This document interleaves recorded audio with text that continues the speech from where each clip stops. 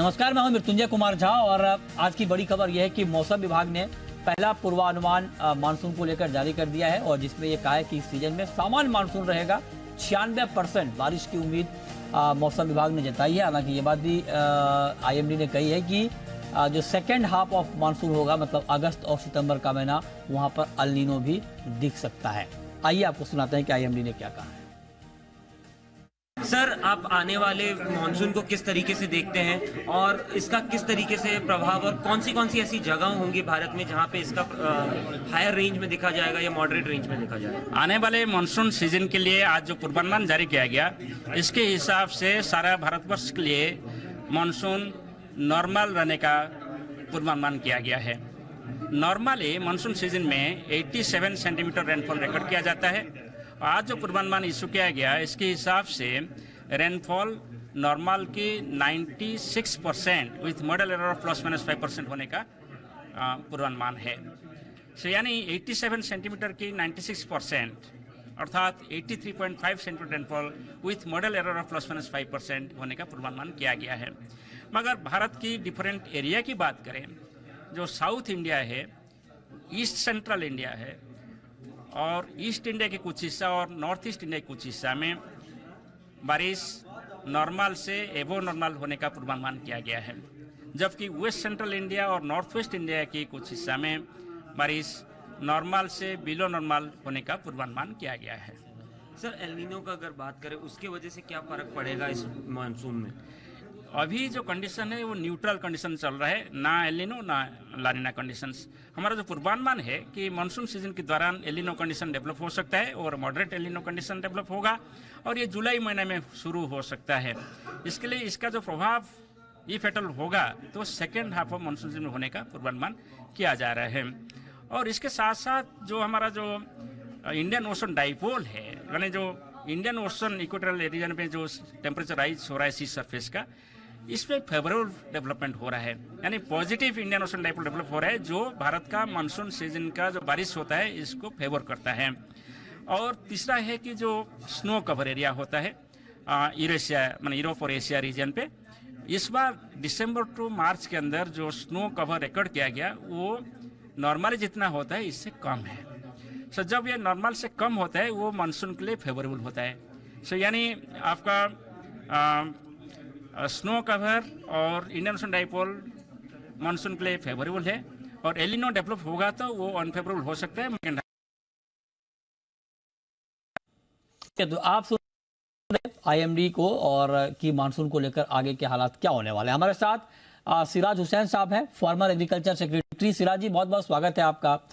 मैं आपसे जानना चाहता हूं सर, ये जो अनुमान जारी किया गया है आईएमडी की तरफ से, हालांकि स्काईमेट ने बिलो नॉर्मल मानसून फोरकास्ट किया है, जो प्राइवेट वेदर एजेंसी है, कल ही उसकी रिपोर्ट आई है। आज आईएमडी ने कहा है कि 96% और स्काईमेट ने 94% का है। गैप बहुत ज्यादा नहीं है, लेकिन चूंकि बॉर्डर के आंकड़े हैं तो 1% से बिलो नॉर्मल हो जाता है और 1% से नॉर्मल हो जाता है।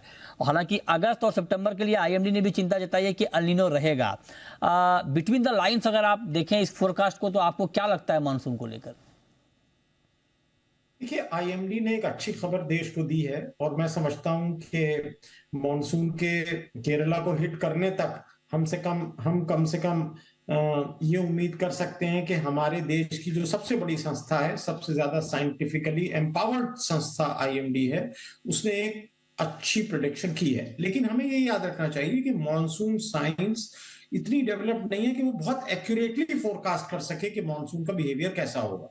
अब मेरे सामने पिछले 10 साल का डेटा है और जिस साल में मैं खुद एग्रीकल्चर सेक्रेटरी था 2014 में, तो आप देखिए कि आईएमडी और स्काईमेट दोनों ने ही फोरकास्ट की थी 95% 94% मॉनसून की फोरकास्ट की थी और मॉनसून रहा 88%। तो ये इसमें वेरिएशन हुआ है और हमें ये उम्मीद करनी चाहिए कि इस साल भी वो वेरिएशन होगा। पॉलिसी में शामिल रहे हैं, आपने तमाम बातों को देखा भी होगा। मैं आपसे जानना चाहता हूं कि अल नीनो की बात स्काईमेट के फोरकास्ट में भी कही गई है और आईएमडी के फोरकास्ट में भी कही गई है, और ये सेकेंड हाफ ऑफ मानसून का जो सीजन होता है अगस्त सितंबर का, उसके कहा गया है। ये क्या कोई बड़ी चिंता पैदा कर सकता है अगस्त सितंबर में मानसून को लेकर? देखिए, मानसून में जितनी बारिश होती है उसका तकरीबन 60 से लेके 65% जुलाई और अगस्त के महीने में होती है। सितंबर में मानसून टेपर होने लगता है और साउथ इंडिया से तो बहुत कम हो जाता है। तो ये चिंता की बात तो होगी। अब ये इस पे मुनहसिर है कि कितना शॉर्टफॉल होता है, और उससे भी ज्यादा इंपॉर्टेंट ये है कि क्या मानसून का जो डिस्ट्रीब्यूशन है, टाइमली डिस्ट्रीब्यूशन, वो किस तरह का है। फर्ज करिए कि हो जाती है जो पूरे महीने का एवरेज है, तो वो हाँ फसल के लिए अच्छा नहीं होगा। हाँ फसल के लिए अच्छा ये होता है कि बारिश हो और उसके बाद 2-4 दिन सूखा रहे, जिससे कि वो पानी जमीन में एब्जॉर्ब हो, प्लांट को उसका मॉइस्चर मिले, और उसके बाद से फिर बारिश हो। हमने गुज़िश्ता 2-3 सालों में क्या देखा है, आपको याद होगा 2020 में महाराष्ट्र में सोयाबीन की फसल कटी हुई थी और सितंबर में इतनी बारिश हो गई कि उससे जो फसल खड़ी हुई थी फील्ड में, कट के किसानों ने रखी हुई थी, उसको नुकसान हो गया। तो ये काफी कुछ टाइमली डिस्ट्रीब्यूशन और स्पेशल डिस्ट्रीब्यूशन पे मुनहसिर है, बजाय इसके कि पूरे देश में हम कह रहे हैं कि एवरेज मानसून से ज्यादा रहा।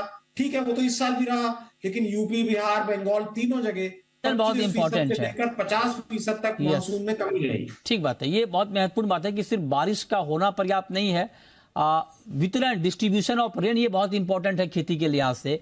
अब मेरा एक सवाल सर आपसे और होगा कि स्काईमेट ने भी इस बात पे बहुत जोर दिया है कि अगस्त और सितंबर में बिलो मानसून की जो आशंका है वो ज्यादा रहेगी, है ना। आईएमडी ने ये बात तो नहीं कही, लेकिन आईएमडी ने ये बात कही है कि अल नीनो का खतरा रहेगा अगस्त में और सितंबर में। मैं आपसे जानना चाहता हूं, खरीफ की खेती के लिहाज से आपने भी बताया जुलाई का महीना सबसे महत्वपूर्ण होता है और अगस्त में भी आप देख लें। अगर मैं आपसे पूछूं, ऐसा भगवान करे कि ना हो, लेकिन मैं आपसे पूछता हूं, अगर अगस्त और सितंबर में वाकई सामान्य से कम मानसून होता है तो खरीफ की खेती के लिहाज से ये कितनी बड़ी चिंता वाली बात होगी। देखिए, जो रेनफेड एरियाज हैं जहां पर सिंचाई की सुविधाएं उपलब्ध नहीं है, मराठवाड़ा का इलाका है, इंटीरियर कर्नाटका का इलाका है, गुजरात के कुछ इलाके हैं, तो जाहिर है कि इन इलाकों में जो फसलें होंगी वो अगर बहुत ज्यादा मानसून में शॉर्टफॉल होता है तो वो सूखने का उसमें खतरा रहेगा।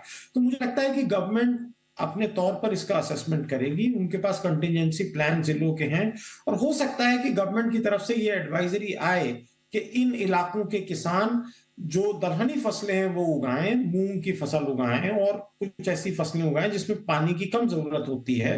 तो हो सकता है कि इस तरह की एडवाइस आए और फार्मर्स उस एडवाइस को फॉलो करें। बात है। बहुत शुक्रिया सिराज जी आपका हमारे साथ जुड़ने के लिए और डिटेल में मानसून की इस रिपोर्ट पर बात करने के लिए।